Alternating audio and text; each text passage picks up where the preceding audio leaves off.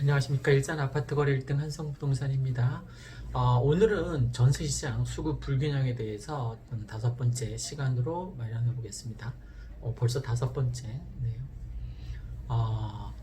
누차 말씀드리는 거지만 이 일산 백마마을 같은 경우에는 창릉 3기 신도시 분양을 받기 위해서 몰려드는 수요가 굉장히 많습니다. 그래서 전세시장 불균형이 이루어지는 것 같고, 또 하나는 서울 전세 가격하고 여기 일산 백마마을 매매 가격하고 오히려 전세 가격이 서울 전세 가격이 더 비싸니까 그냥 떠밀려오는 그런 난민 아닌 난민 그런 층도 꽤 있는 것 같습니다. 그래서 지금 뭐 전세는 어제 저희가 27평 하나 남아있던 거 계약을 완료했는데 오늘이 10월 11일이니까 지금은 전세가 거의 없는 편이에요. 저 백송마을에 하나 있다고 들었고, 또 3단제 작은 평수 하나 있다고 들었는데, 그러니까 전세 품귀 현상인 게 맞는 거죠. 지금 상황이 어떤 상황이냐면, 사람들은 아파트 가격이 지금 오르지 않는다라고 생각했는데 예전에 5억 하던 그 전세가가 3억이었습니다. 이제 나한테 2억만 있으면 살 수 있잖아요, 그죠? 근데 이제 막상 살려고 와서 이제 물어봤더니 이 5억 하던 매매가가 6억이 돼버린 거예요. 그러면 살 수가 없죠, 그죠? 3억 차이가 나서. 그런데 지금 다행히 어떤 상태냐면 전세가가 막 치고 올라와서 4억이 된 거예요. 6억짜리 매매가 집에. 이제 2억으로 살 수 있게 되는 거죠, 그죠? 혹시 2억이 있다면 빨리 전세 끼고 아파트를 사두시는 게, 지금은 매매가가 전세가가 치고 올라와서 이 매매가하고 전세가하고 간격이 지금은 가장 좁아진 상태입니다. 그래서 내가 무주택자라면 아파트를 구매하기가, 갭투하기가 정말 좋은 시기인 거죠. 근데 조금만 더 늦춰지면 어떻게 되냐면 매매가가 올라가게 됩니다. 전세가가 이만큼 치고 올라왔기 때문에 그 다음은 당연히 다음 수순으로 매매가가 올라가게 돼요. 다시 3억 차이가 나게 되는 거죠, 그죠? 그럼 6억이었었던 이 매매가가 7억으로 올라가게 된다는 거예요. 지금 현 상태가 사람들은 일산 이 백마마을 아파트가 오르지 않는다라고 생각하고 있는데, 그건 그냥 바람인 거죠, 그죠? 무주택자가 그런 소망을 가질 수는 있습니다. 저 역시 예측이니까 예측이 틀릴 수도 있는데, 지금 굉장히 가파르게 아파트 가격이 상승하고 있는 요인 중에 하나가 전세가 없기 때문인 거예요. 전세를 좀 비싸게 주더라도 와서 살고 싶은데 구하지를 못하니까 부르는 게 이제 값이 된 거죠, 그죠? 그만큼 전세가가 치고 왔고, 이제 조금만 더 있으면 매매가가 치고 올라갈 예정이라는 겁니다. 그러니까 혹시 내가 무주택자이고 뭐 창릉 3기 신도시 분양받기 위해서 기다린다? 그건 말도 안 되는 얘기입니다. 뭐 6년 뒤에 입주, 그때까지 여기 아파트를 사두면 얼마나 많이 오르겠습니까? 누차 말씀드리는 거지만, 내가 3억 전세 살고 있다면 6억짜리 집에 들어가서 뭐 50% 담보대출이 되니까 6억짜리 집에 들어가서 과감하게 사는 거예요. 이자 내면서 살아도 충분히 창릉 3기 신도시 입주 때까지 만약에 이 아파트가 오른다면 뭐 엄청나게 치고 올라가겠죠, 그죠? 그러니까 생각을 바꿔서 그 100대1 넘는 그 분양 그 기다리지 말고 지금 사시라고 저는 권하고 싶습니다. 무주택자라면. 전세시장이 지금 수급 불균형이 갈수록 아주 심해지고 있습니다. 민간 통계에선 5년 만에 전세 수급 지수가 최고치를 기록했다고 합니다. 그만큼 전세 수요는 많은데 공급은 턱없이 부족한 상황이라는 의미입니다. 전세시장이 조만간 안정될 것이라는 정부 입장은 터무니없습니다. 제가 정부를 깔려고 얘기하는 게 아니라 실제 팩트로 비교해보면 맞지 않기 때문입니다. 계속 악화되어서 추가 대책이 계속 나왔습니다.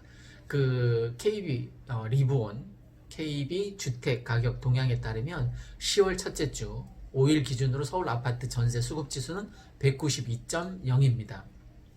0에서 이제 200까지 이렇게 범위 내에서 표현되는 이 지수는 100을 초과할수록 전세 공급비 부족 현상이 나타나고 있는 거예요. 그런데 192라는 거예요.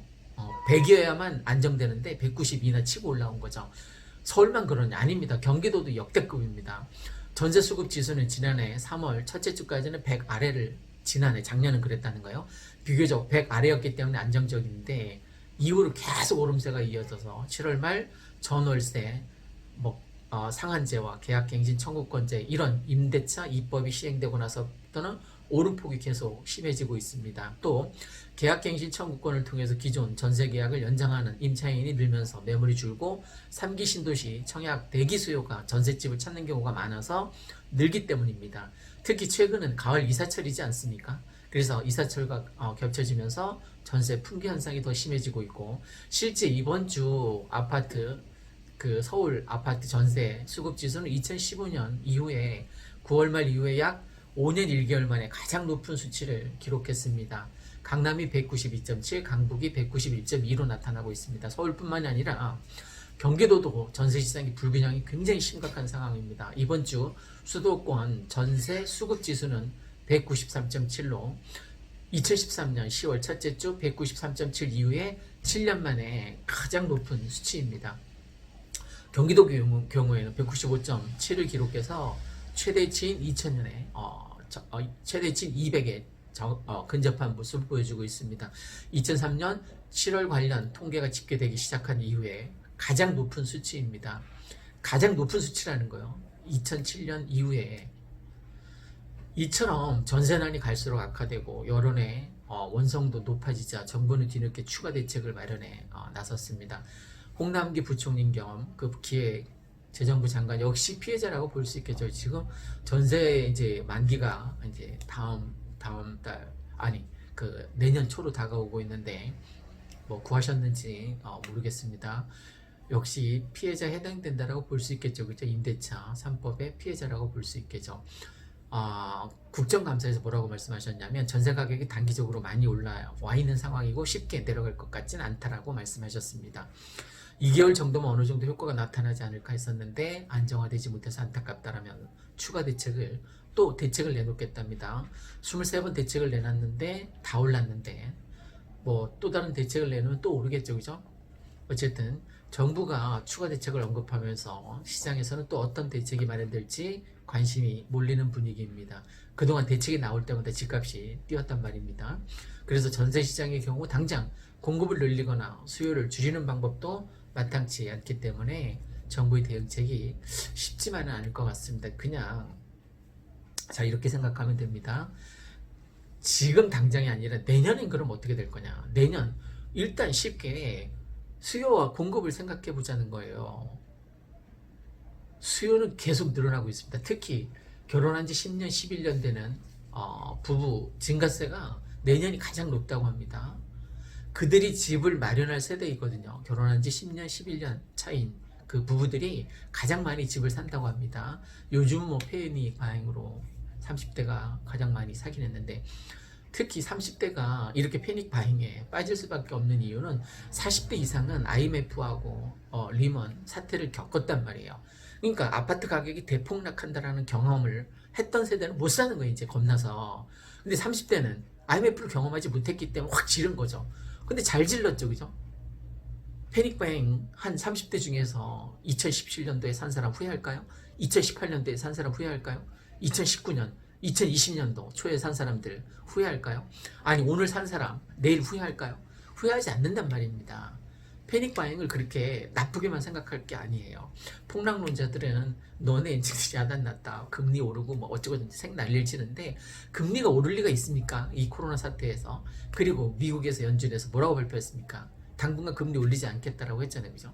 어쨌든 수요 측면에서는 어마어마한, 근데 공급을 봅시다. 공급은 내년에 공급 바닥이죠. 그죠? 내후년 더 바닥이죠. 그죠? 그러니까 수요 공급 곡선에 단순히 생각하면 내년, 내후년 계속 오를 거라는 거예요. 그리고 지금 풀린 유동성, 이거 지금 장난이 아닙니다. 거기에다가 지금 토지보상금이 3기 신도시 내년까지 계속 이루어진다고 합니다. 풀린 유동성이 M1, M2 지금 장난이 아닌 거죠. 그죠? 그러면 아파트 가격이 과연 떨어질 건가? 지금 전세 대란 지금 5번째 얘기하고 있는데 이 전세 대란은 끝이 안 보여요. 끝이. 그러니까 혹시 전세 살고 계신 분이 있다면 과감하게 비투를 해서라도 저는 아파트 사라고 권하고 싶습니다. 이상 일산 아파트 거래 1등 한성부동산이었습니다.